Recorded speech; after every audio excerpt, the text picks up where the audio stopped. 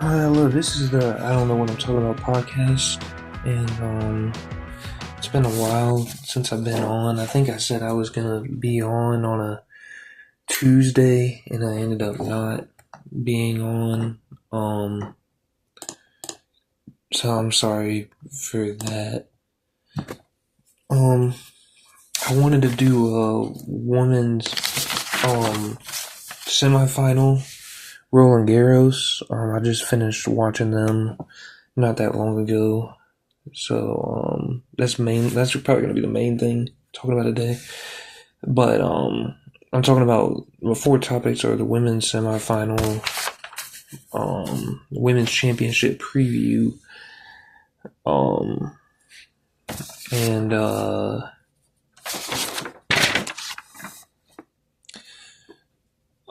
Spurs, Knicks Spurs game one, and then probably talking about USA versus France in 2028 in the basketball Olympics. I wanted to get into that a little bit because I wanted to talk about that a while ago.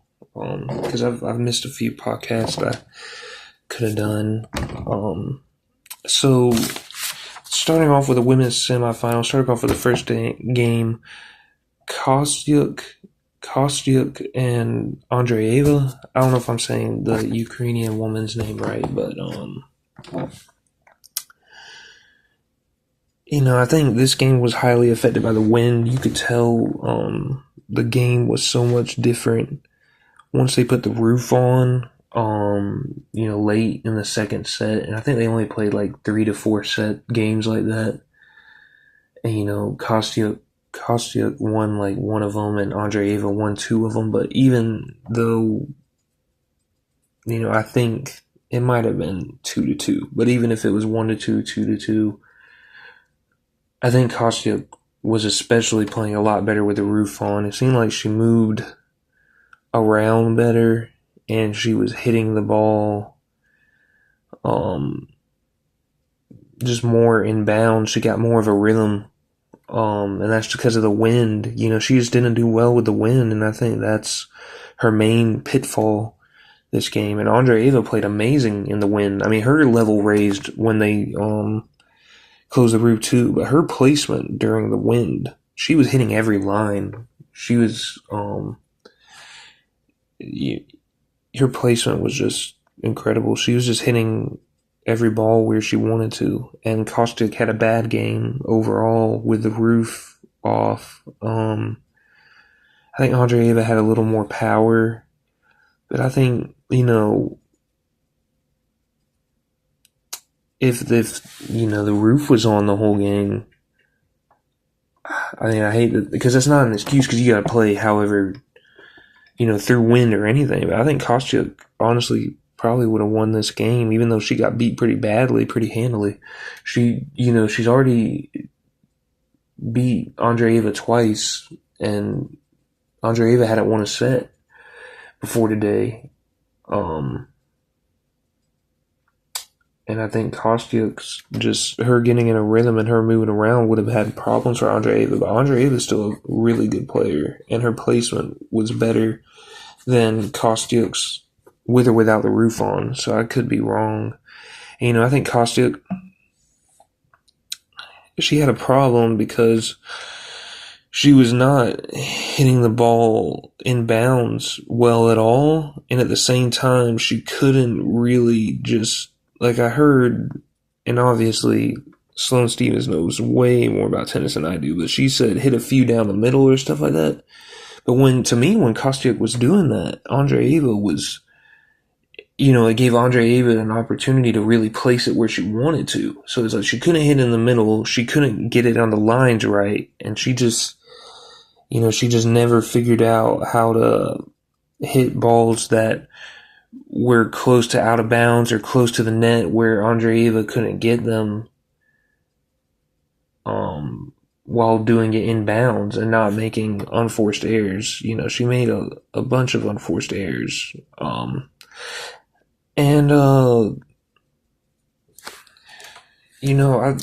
was surprised that they were talking throughout the game how Andre Eva has had problems with her emotions and being upset at her box, her player box or whatever. Because most players do that, honestly. But Andre Eva, I mean, maybe it's partially because she's young and she's getting older and just people just care about stuff like that less, about being the quiet, good person when they get older a lot of times. But maybe she's just coming out of her shell. But I've just never really seen that be a problem for her. She's always been quiet. She's always been calm. She's always done really well. And the fact that, she went through this game like I've seen her be, but I mean, it seemed like everybody was acknowledging that there's been a problem with that. That really surprised me. I didn't think Kostiuk was too bad with her emotions. They acted like she was, and she did have a little bit of her getting frustrated and talking to her corner, especially, or her box, especially during one timeout. But, for the situation, I thought her emotions, there's a lot worse. I'll put it that way. She was getting a little upset talking to her corner a little bit, or talking to her box a little bit, but I didn't think they were that bad. But she's got to learn how to play through the wind. That's the main thing with her. That kind of, to me, that's the reason why she lost. Because she let the wind affect her too much. Second one, Schneider versus Walinska. I hope I'm saying that right. I hope I'm saying Schneider right. This was the best game to me out of the two, definitely. That's not, just look at the score. That's not hard to see. It was a much closer score, even though both matches had two sets.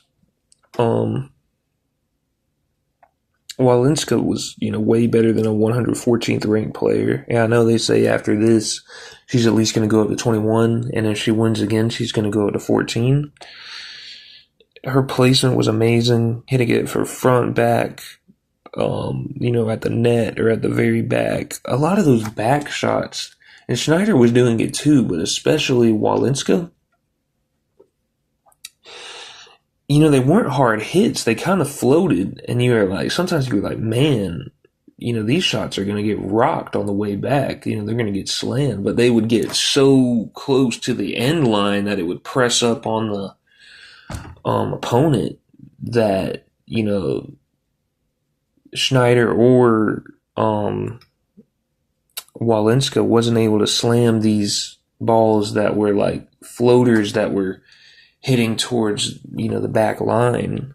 And I know that happens all the time, but it seemed like it happened more this game. And but yeah, her front, back, side placement, Walinska was amazing. She was hitting the lines all the time and hitting cross shots or something. I don't know if that's exactly what you were calling, but say she's on the left side and she hits the ball to her right side, and they were just, and a ton of drop shots. Her drop shots were tough to deal with, having to deal with that spin all the time. That took some of Schneider's power away, because I think Schneider was more powerful than her. In this game, obviously the main reason it was better than the first game is because the roof was on the whole time.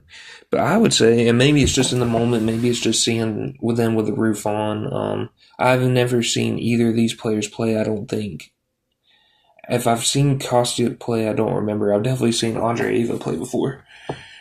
So maybe it's just this match. But to me, the last two players, even though they were seated lower, ranked lower, were better than the first two players. And they were better. It was a better game. I think the stuff Walinska can do with her placement, with her drop shots, what she lacks in power, she makes up with in so many ways. She keeps you on your heels. She takes your power away with drop shots, with her placement, with the shots to the back. And I think she's tough. And, if she, she's going to move up to at least 21, and I see her staying around for a while. I don't think Andre Eva had great placement today. I don't think it's as good as Walinska's, and she doesn't have that drop shot element. She definitely has more power than Walinska, but Honestly, everybody probably did today. And Walenska, even though she doesn't have a lot of power, I hope I'm saying that name right. Um, it increases as the game goes on. She starts getting, it seems, more comfortable, and she starts getting more power, and there will be times where she'll hit winners. Um, and Schneider, I like Schneider's game too. She had more power than anybody today out of the four players to me. I mean, it was taken away a lot by Walenska, but and I think her placement's better than Andre. Not no, it's not better than Andre Ava's, but her power is better than Andre Ava's, and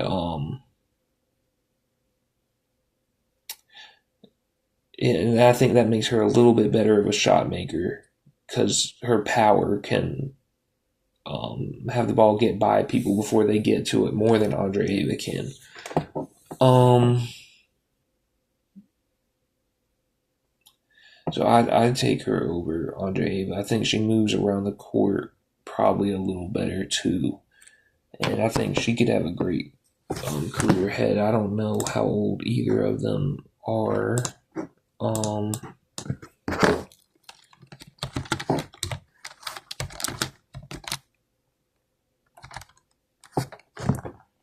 I hope I'm saying Schneider's name right. She's only 22, and Walenska is 24. So they're both young and look like they could have great careers ahead of them.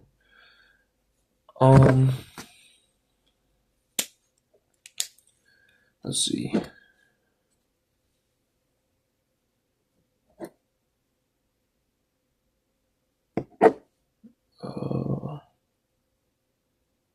I think Schneider did a good job of staying in the game. It seemed like Walenska was the better player, not by a ton, but it seemed like she could have pulled away a lot of times. But Schneider just fought and stayed in the game and won games and didn't have a lot of break points lost. And when she did, she would get them back. And I thought that game was going to get away from her, and it never did. The emotions, Walenska had like none. She was very calm, and she said it's a storm on the inside, basically at the end, something like that. But she keeps her emotions calm during the game, and she finally let them all out when she won the match. And credible story. They said she couldn't pay for her hotel this tournament, but she knew she was going to get. I think one of the commentators said you get like $100,000 just for basically being in the French Open. So she knew she was going to get money. But I heard a tennis player online. I watched some of his video, and he was like a really low level player, maybe like a top 300 ATP ranking, something like that, maybe top 400. And I want to say he said he was actually either he was losing money on the tour, or he knew a lot of people that were losing money on the tour, and he made most of his money from his YouTube channel. And I don't remember that guy's name, but I want to say he was losing money being on tour. If he wasn't that far away. It wasn't making a living enough being a tennis player. So I know she's not top 400, top 300. She's top 200, closer to 100. But all the expenses and the travel, and if they don't win, I know they're not making a ton of money, even though they get $100,000 just for being in the major. It's a lot of expenses too, and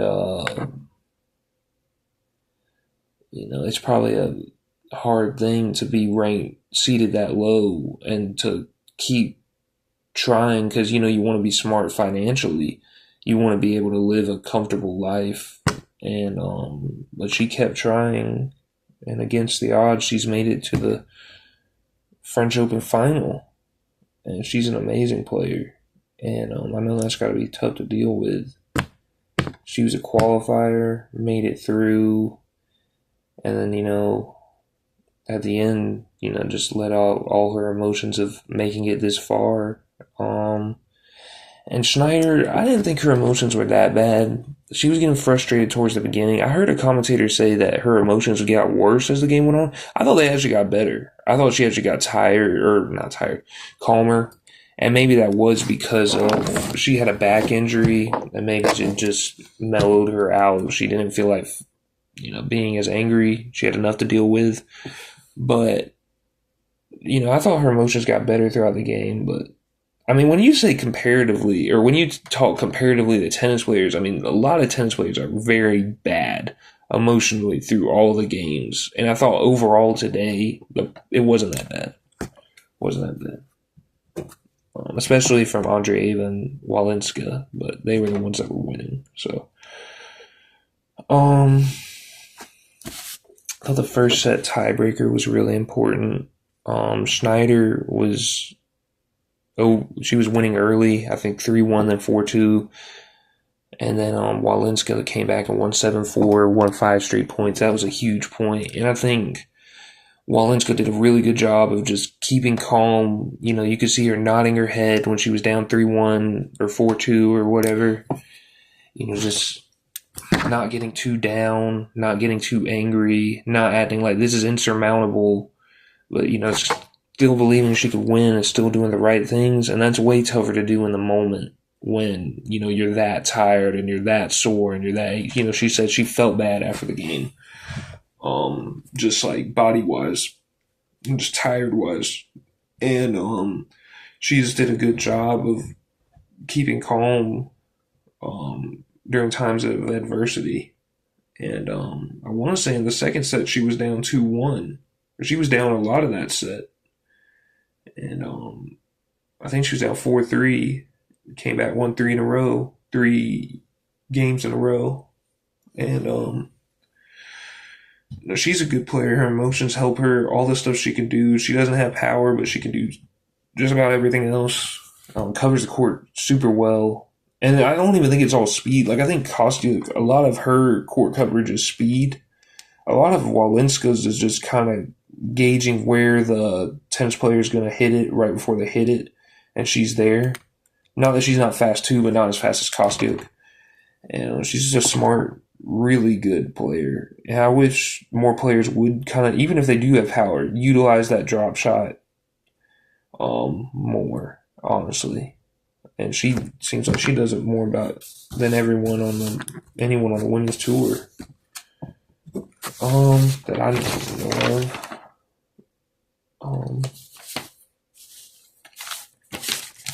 So women's championship preview, and I'm gonna be honest about this because I looked it up. They haven't determined a time. I think the day is 2 days from now, which is Saturday.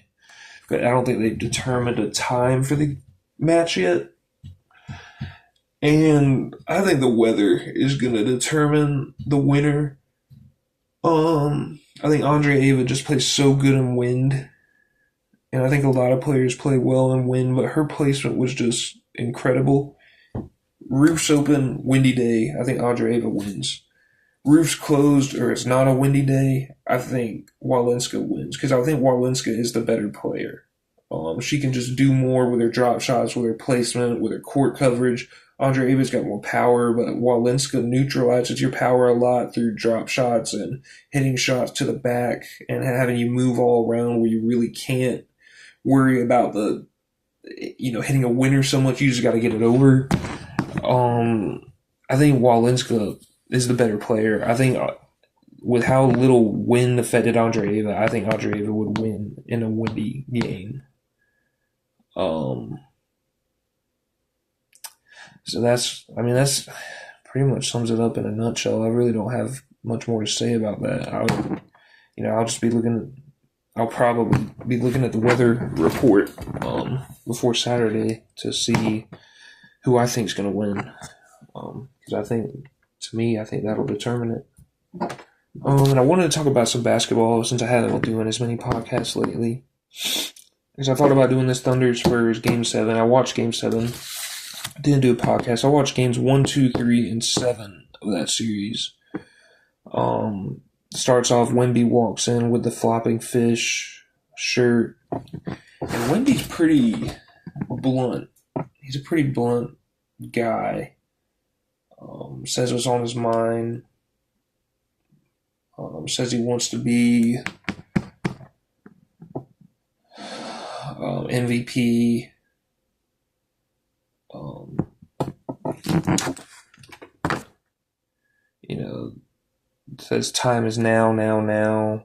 He doesn't pull punches a lot of the time, and that's what he kind of did with his shirt. And then they came in and backed it up and won the series, and then kind of let out his emotions at the end of the game.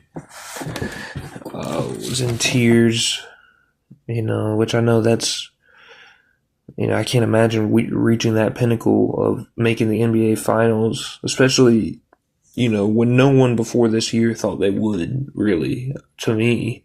And, it wasn't only him. Well, he was the only one I saw crying. There might have been other people crying, but the team just was so... They just seemed like they got good chemistry. A lot of young guys. The fact that De'Aaron Fox is, one of your old guys. And he's what? How old is he? He's 28. They got a lot of energy. They probably keep each other upbeat, but they also have a lot of guys that are mature for their age. Dylan Harper and Stephon Castle and Keldon Johnson. They don't. They're not too wild on the court, really, and you can see their age at times. But I think they got a good group, and they seem supportive of each other. The Thunder hung around that game. Spurs, it seemed like they were going to pull away a lot of the time, and the Thunder would get the lead down, keep the lead not too high, and they only lost by 8. And I thought they played well this year to make it back to the conference finals, sweep your way there, and only lose by 8 to a team that good as the Spurs are. They did better than any conference champion in the past, since we haven't had a repeat champion. Because the Raptors in 2019 won. The next year, they didn't make the conference finals. The Celtics versus the Heat was the conference finals in the East. Then the Lakers won in 2020. Conference finals for the West next year was Suns Clippers, so the Lakers didn't make it. And then the Bucks won in 2021. And then the conference finals for the next year was Celtics Heat. The Bucks didn't make it. Warriors won the next year, 2022. Conference finals for the West in 2023 was Nuggets Lakers. Nuggets win in 2023. Conference finals for 2024 was Wolves Mavs. Nuggets didn't make it. And then the Celtics win in 2024. Conference finals for 2025 in the East was Knicks Pacers. Celtics didn't make it. And then the Thunder were finally the ones that made it. And they took the Spurs to a 7-game series and lost by 8. And, they really could have won game 1. So I don't think they have anything to be ashamed of. I don't think they really have a lot to overreact to, honestly. They're still a championship caliber team. And, I think people make too many changes sometimes when you just should build and get better together. They got a young team. They can keep getting better. Obviously, the Spurs are going to be around, but I don't think the Spurs are unbeatable. They dropped a game to Portland. They dropped 2 games to the Wolves with a bunch of injuries, and I know that Wolves team plays really good, with all those injuries, and then they were down 3-2 this series. So I don't think the Thunder should feel like they have to do something this offseason. Obviously, they have decisions to make with Dort and somebody else, Hartenstein, I think. And I don't know all about the business side and the salary cap and all that stuff. So they have some decisions to make there. People were talking about should they trade Chet Holmgren, especially for Giannis.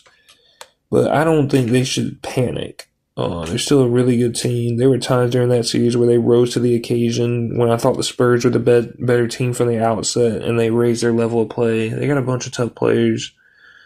The only thing they should be ashamed of is the flopping. And the games I watched, 1 through 2, 3, and 7, it was mostly Shea was the one flopping. But I know there was one game where, like, I think it was game 5. I heard people talk about it, and everybody was mad at how much the Thunder flopped, and wasn't just Shea. So, and like people say, the league is going to have to look at that, but so maybe they should be somewhat ashamed of that. But as far as their result, going 7 games, losing by 8 to the Spurs team, being the first team in a long time to make it back to the conference finals after winning a championship, I don't think they should have much to hang their heads about. Chet Holmgren he wasn't aggressive, didn't play good. You know, it's the same thing a lot of people say about James Harden a lot of times. Even though this year I think Donovan Mitchell should have done more than him in that playoff run. But just not being aggressive, not getting shots up. And I get to some degree, because Wemby did the same thing to Gobert, and I really didn't watch much of the Blazers series, just I think part of game 1, and that was it.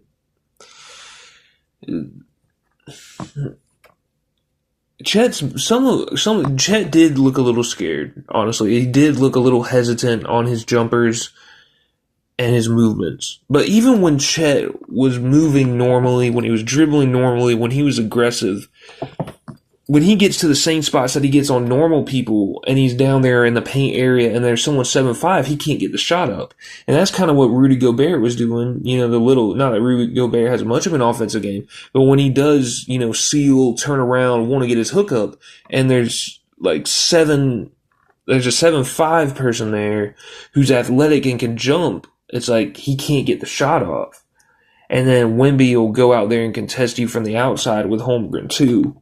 So he just kind of, Wemby can bottle up people. And Holmgren could have played better. He definitely could have. But he's just going to have to get in the lab and figure out a way to get his shot off against Wemby more. I think Hartenstein has the idea to some degree. And people talk about, you know, Holmgren needs to get in the gym more, the weight room more. And yeah, that would help if he could bump Wemby, get him back, and get his shot off. That would help. But I think Hartenstein has the idea too, with his little floaters and his high shots. I think Wemby could arc his shot more, and a lot of people could. But a lot of guards are really good when they get in the paint and they hit that high layup off the backboard because they have to.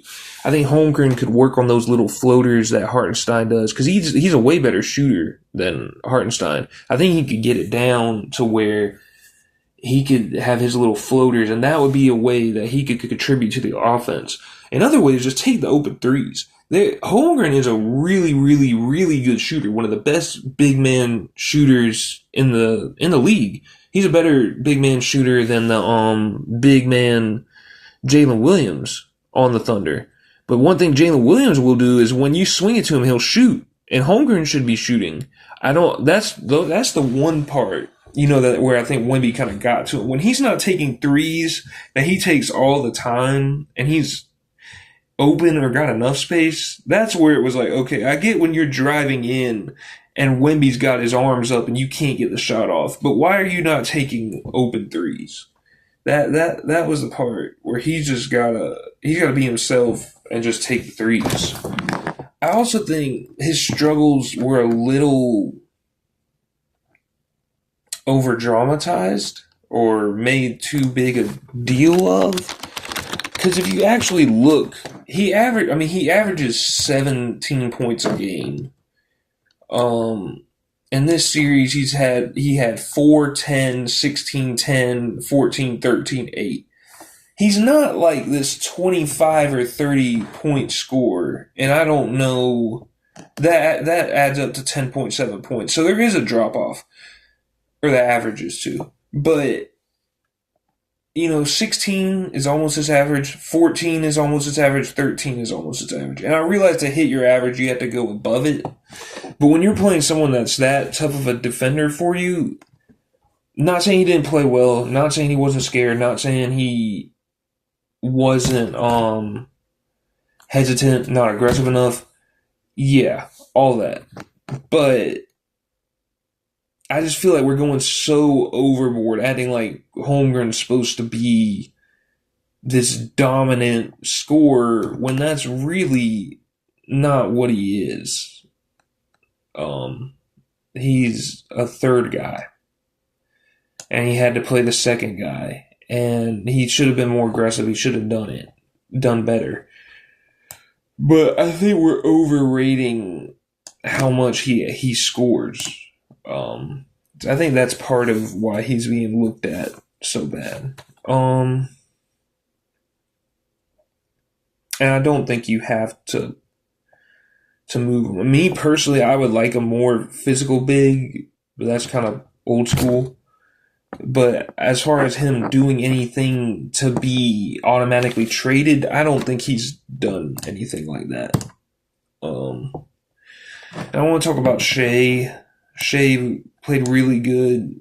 He hit a ton of his shots. I said in the podcast earlier, it seems like he's not getting the mid-range shots he was, and it seems like he's a better player than last year. He moves around better. He gets to the basket better to me. He just covers more space when he dribbles, or at least that I remember. But as far as like his get to the, paint, snatch back to the mid-range, take the jumper, it seemed like he was getting more space on those last year. Not that he's not a better player. I think he's a better player. And he was getting closer mid-range shots last year. He's having to take deeper mid-range shots, but he's hitting them. I mean, and he's hitting threes, and he just played amazing. 35 points, 12 for 21 from the field, 9 for 11 from the free throw line, 9 assists. He's just a really good player. And I know he got some criticism for his post-game press conferences after the game and then his end of season one. I thought it was very professional, very mature. He backed Chet. I know they asked him about, and I didn't listen to I only listened to part of the end of season one, and I listened to just snippets that, of the, right after the game one that came on TV or that I saw on YouTube Shorts or whatever. But he backed Chet. He backed his GM, which I kind of wish he would have said, Sam Presti's the greatest GM ever. He could do what he wants. At the same time, I do kind of wish to bring our guys back. But that's fine. And teams are always going to change anyways. But he backed his players. He backed his GM. He backed his coach. The stuff he said about his coach, being a person that genuinely cares about everyone else and not himself. He said it was a failure that they lost, which I'm glad he said. Because I know Giannis was saying years ago, there is no failure in sports. And that's just not true to me. And Giannis is a great player. But there's way more failure than success for everyone in sports. Honestly. So I'm glad he can acknowledge that. And he just seems like he's coming back better and better every year. Hopefully they'll cut the flopping out of the league so he can't do it. I thought he handled, I listened to Scott Van Pelt and his co-host on his podcast, a segment from them, and just how they were just talking about how he handled the loss as far as how he played, how he kept fighting, how he kept hitting every single shot. And they said something like, Scott Van Pelt said, there's a lot of moments during the game where it's like, you have to hit this shot. And that's where all the stupid analytics and stuff like that don't mean anything to me. Because I already said this on this podcast, or, well, not this podcast, but, one of my other podcasts, the I don't know what I'm talking about podcast. Matt Kellerman, I think he's really smart, said years ago that the last shot doesn't mean anything compared to a random shot in the first or second quarter. And that's totally wrong. It's just so much more pressure to take that shot. You can have chills, and And even if you don't, I mean, you just feel the pressure more of that shot because it means way more. And Scott Van Pelt was talking about, during the game and during basketball games in general, there are so many shots, especially when you're down like 8 points and it's 4 minutes left. It's like you have to hit that shot. And he was saying Shea hit all those shots to keep them in the game, except for one towards the end. And that means something. That's why the Knicks are so good. You take their overall game, they're not better than any of the teams in the Final Four or the semifinals or whatever. But it's because when it gets down to the end, Brunson and Bridges are going to hit every shot just about that you need to, just like Brunson did in game one. And I think Bridges hit one of those shots too. And, for Shea Gilgeous-Alexander to keep them in it by hitting those shots and then just handling the post game,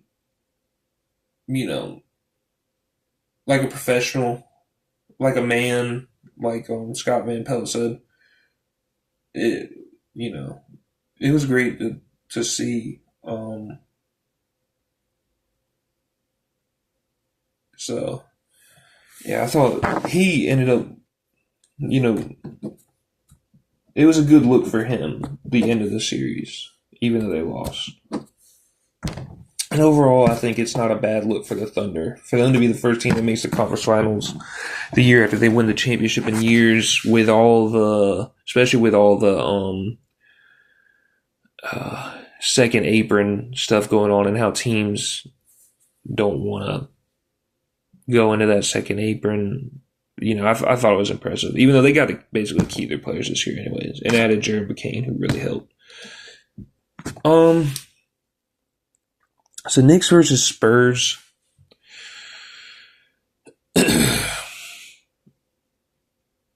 Game one.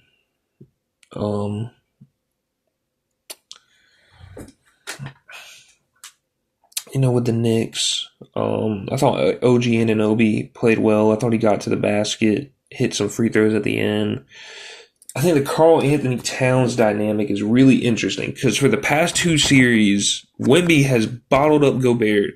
Gobert really couldn't do much against him when Wemby was on offense. And Holmgren was bottled up by Wemby, and they wouldn't even let Holmgren guard Wemby, which I don't understand that. I don't understand why he couldn't guard him at all. And why Jalen Williams, the guard, not the big. I think the big actually is a better matchup for Wemby than Holmgren, the Jalen Williams big, because he's more physical. But I don't understand why Jalen Williams is this player who's supposed to be able to guard bigs. I don't see that from him. I see it more from Caruso than Jalen Williams, the guard, the second best player on the Thunder. But I don't understand why Holmgren couldn't have guarded him at all. I don't understand why they never put him on Wemby at all. I mean, Wemby just had such an advantage down low with his length and his ability just to finish above Caruso and Jalen Williams. And even, I think the big Jalen Williams is a better matchup for Wemby than Holmgren, and maybe even Alex Caruso because of Alex Caruso's ability to swipe down and create loose balls. But Holmgren's length just would have been a different look at Wemby. And maybe you're feeding Holmgren's fear by telling Holmgren you can't guard the man. Anyways, Karl Anthony Towns is aggressive at Wemby on offense. He takes away his rim protection to some degree by he's just blowing by Wemby a lot of the times from the perimeter. And he's getting so far in the lane that Wemby doesn't have an angle to block him. Wemby's got to be better guarding. And Wemby's not that bad guarding, but he can get lazy sometimes, honestly. He's so tall and he's so athletic that he really doesn't always have to be there to contest a three, and it's still a great contest. But he can get lazy sometimes and not do much at all. And I think he's getting lazy against Karl Anthony Towns, and Karl Anthony Towns is blowing by him and scoring. I didn't really see the Blazers much But I would think out of all the series he's been in, this is by far the best big. And even Karl-Anthony Towns on defense. Karl-Anthony Towns is a lot better defender than he was last year. He still gets lackadaisical and kind of floats around sometimes and stuff, but he's gotten a lot better. And he's more physical. Rudy Gobert's a better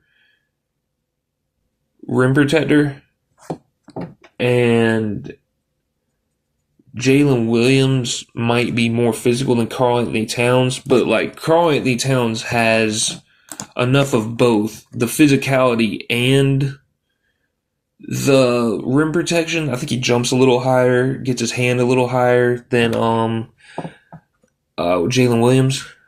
That he's more of a problem for Victor Wembanyama than any big through this series so far. Even with the fact that he's still lackadaisical on defense sometimes. And he's definitely more of a problem for Wemby than any big on offense has been. Wemby has to work on defense. And he's more physical than Wemby. And I think he can cause real problems for Wemby. Because there's been times through this series, through these 4 series, this playoff run for the Spurs, where it's just like, man, how does anybody deal with Wemby? It's like, someone can block any shot that anybody puts up, or at least get a contest that someone has to shoot so high. I mean, it's just so hard to make.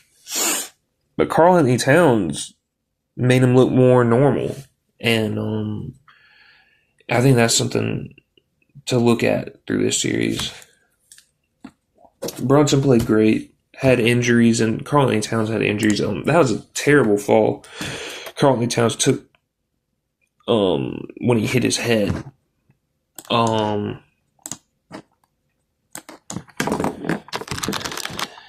I didn't really see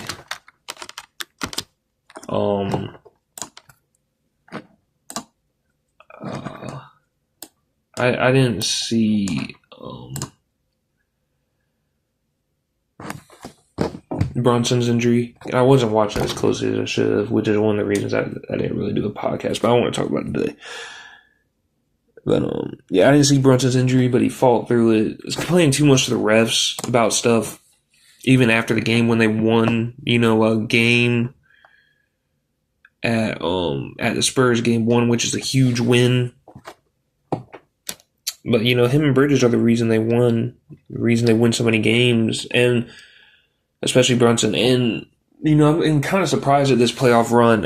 They haven't had to do this as much as I thought. They've blown so many teams out, which to me, they were never like a blowout team. They were a team, let's hang around, let's make it close, and at the end, Brunson and Bridges are going to hit their shots, especially Brunson, and we're going to win the game. And that's how they won this game, and that's why I think they'll beat the Spurs in the series. But Brunson is just, him and Bridges are just amazing at just closing. Talking about what Scott Van Pelt said earlier, you have to hit this shot. You have to hit this shot late in the game to keep your team in it, to bring your team back, to close the game. They're better at that than anybody in the whole league, to me. And, and that's another thing with analytics and efficiency. It's not efficient. Brunson got up 31 shots, made 12. But they're not winning that game without him. There's no way. And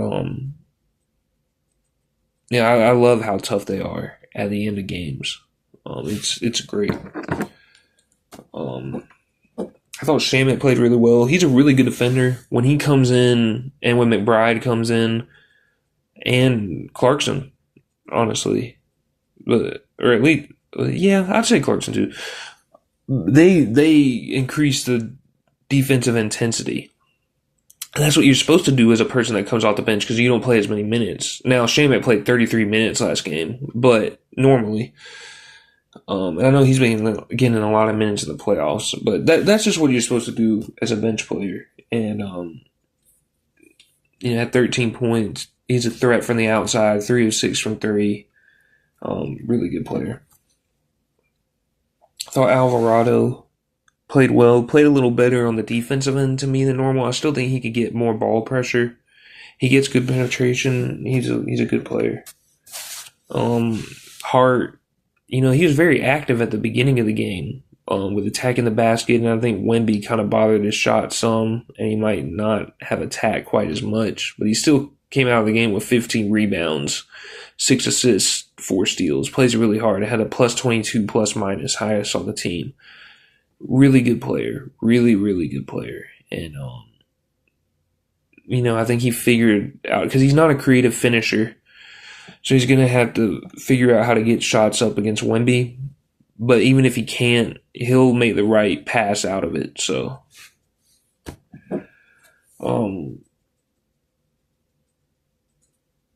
like I said about McBride, he raised the defensive intensity, got a lot of shots up. Didn't hit him, but when you're an aggressive shooter, it makes you a threat on the floor. They have to respect you. And he hit 2 threes. He was 2 of 7 from the field, 2 of 6 from the free throw line. Had 4 assists, and he was very active on defense. He's just everywhere on the court, and that helps. For the Spurs, I think Julian Champagnie played well.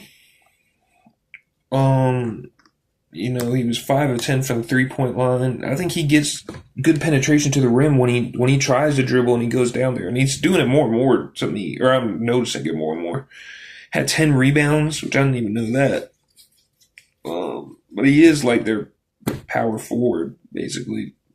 And they do hurt a little from that. And a lot of people have said they need power forwards. They really do. They need another power forward in there with Wemby. Who would hopefully be able to stretch the floor. But yeah, I thought he played good, Julian Champagnie overall. I thought Fox played good, even though he went 3-13 from the field. I thought he just does such a great job of getting to the rim and penetrating and creating open shots for other people. 7 points, 4 rebounds, 5 assists. Obviously for him, it's not a great game, but he's just so important to them, and I think he's so underrated. And when you see, because I don't have 2K, but I watch people do rebuilds and stuff like that. I think his rating on 2K is like an 84. He's way better than that. He's way better. Big, strong, ball handlings on a string, fast, can get to the rim. Obviously, he's not the greatest shooter, but he'll shoot it. He'll make some from 3. And a 48.6 field goal percentage this year, which is pretty good for someone who shoots threes. And he shot 33% from the 3-point line. He's shooting under 30 in the playoffs, 29.5. But, he's so important to them, and I thought he played a good game and is active on defense. Keldon Johnson needs to play more minutes. 6th man of the year, played 8 minutes. And he might be settling for too many threes. He only took 2. He made 1, only took 4 shots. Because he's so good at getting to the rim, bump, create space. People can't handle him. I remember in the Timberwolves series, I know Anthony Edwards was dealing with injuries, but he made Anthony Edwards look like a little kid. Because he'll be patient, bump, they're not gone, bump again, pivot, bump.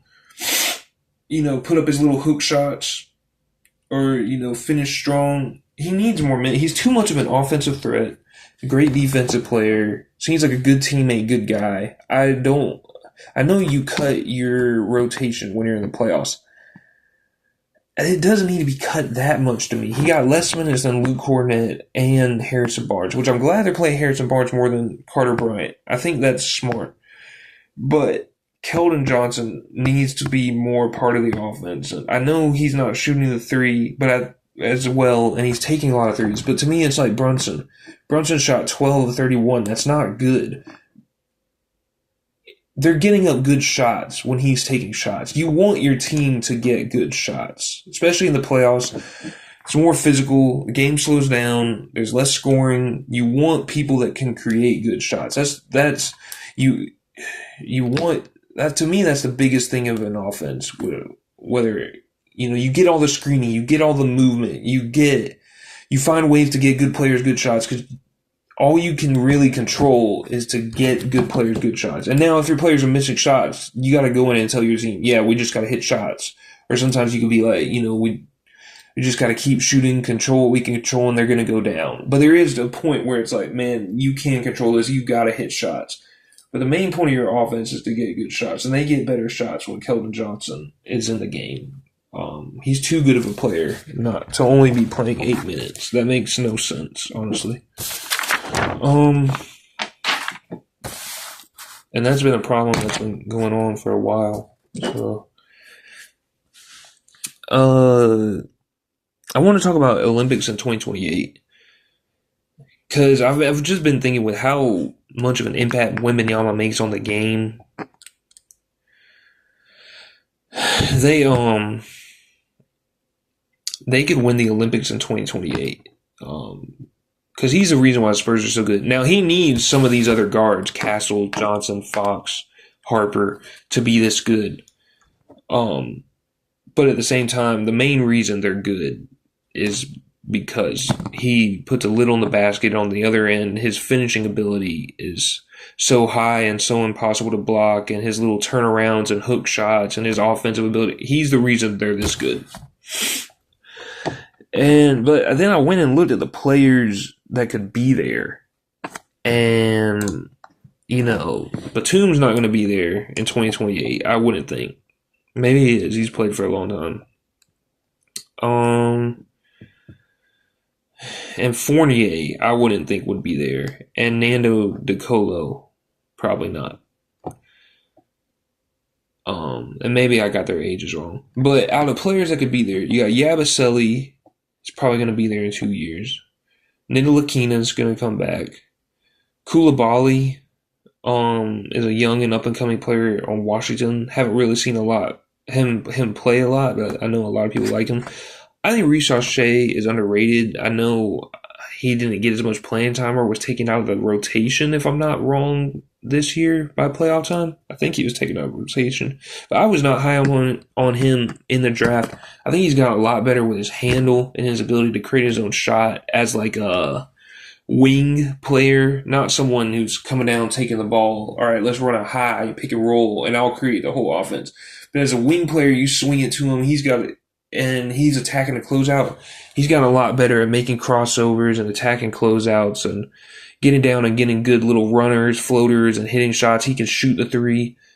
He should be on the French team in 2 years. You got Alex Sarr. Probably isn't physical enough, but he's a very talented power forward. And when you got Wemby, you don't have to have as much physicality because of his rim protection. I don't know exactly how the Olympics work, but maybe since Joel Embiid chose Team USA, he can't go back to France now, but he was eligible to be with France in 2024, and I don't think he'll be on the US team in 2028 with his injuries. So maybe he could go to France or maybe try to help Cameroon. They probably won't qualify, but I was thinking, France is probably going to win, honestly, at some time seeing Wemby. But now looking at their team, they really don't have as much talent as I thought they did. You could look at these young guys, maybe that could be good. I really like Traore coming out of the draft process and Behringer. Raymond had a good rookie year. I think last year was his rookie year, or maybe his second. But Musa Diabate from Charlotte, I've heard a lot of good things about him. Haven't really seen him play. But a lot of those are bigs, too, and you can't throw out 5 bigs out there. Unless you're Michigan's basketball team. Somehow they made 3 centers, essentially, work. But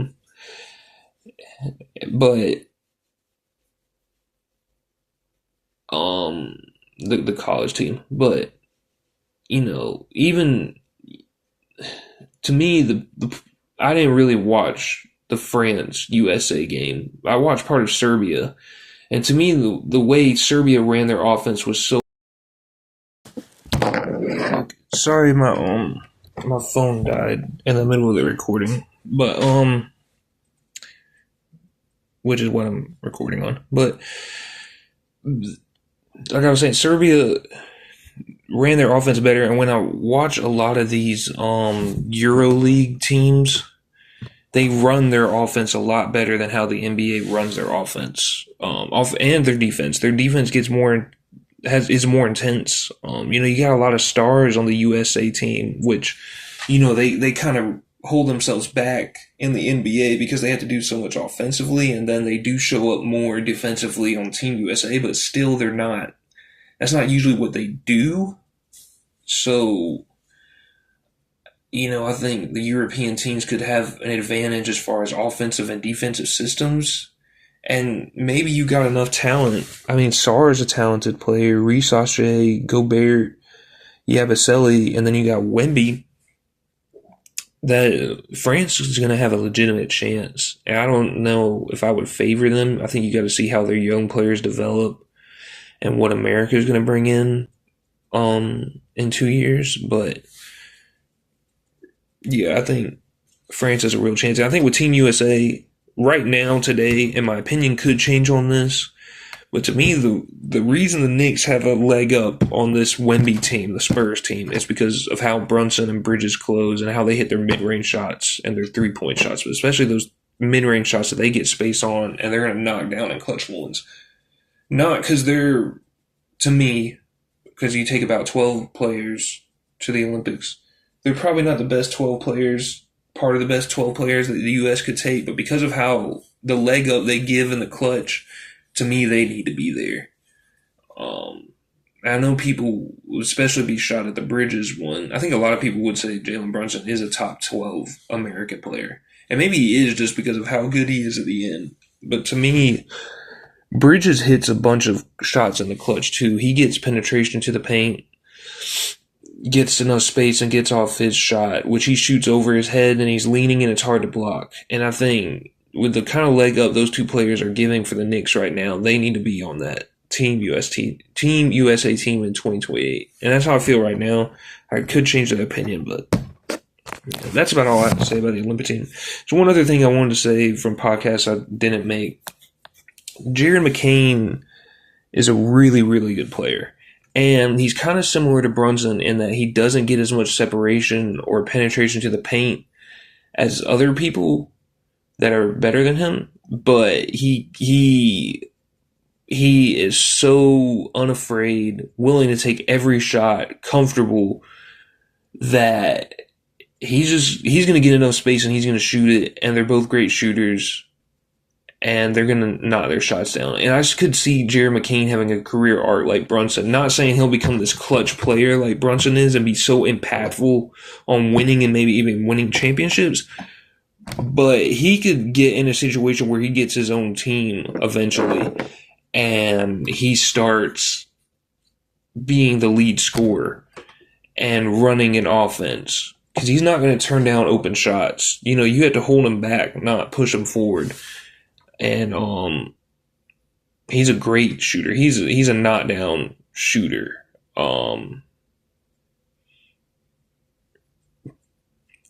And he's a very confident player and helped them a lot during that conference finals. And I just wanted to kind of compare him to Brunson a little bit because I know Brunson was a second round pick. I don't know if Jared McCain was a second round pick, but I don't think he was really supposed to be rookie of the year. And if he wouldn't have got hurt, he probably would have been rookie of the year and not Castle.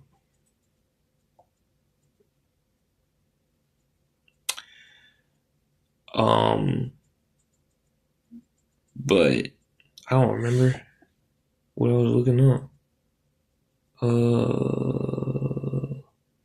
What draft pick he was?